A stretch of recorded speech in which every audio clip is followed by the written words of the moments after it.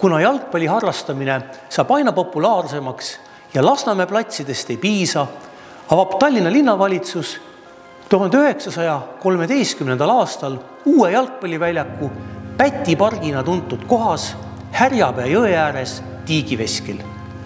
Tänapäeval voolab Härjapea jõgi maa all ja kunagise palliplatsi asemel on Kalevi spordihalli kõrvale rajatud Tallinna spordihoone. Täpsemalt asus Tiigiveski ehk koduselt kutsutuna Tiksi väljak spordihoone Herne tänavapoolse osakohal.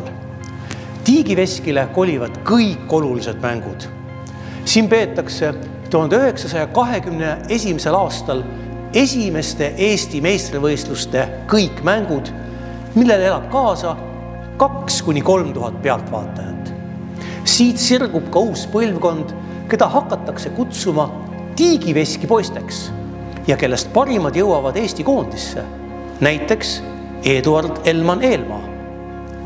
Tiigiveskel toimub ka Eesti esimene maavõistlus kodupinnal.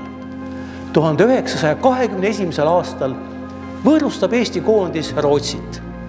Seda mängu koguneb vaatama 5000 huvilist. Neist 1500 on ostnud pileti, aga 3500 inimest vaatab mängu kõrval asuva surnuaia, tänapäeva siselinna kalmistu ja haigla, tänapäeva Ida-Tallinna Keskhaigla kõrgendikelt.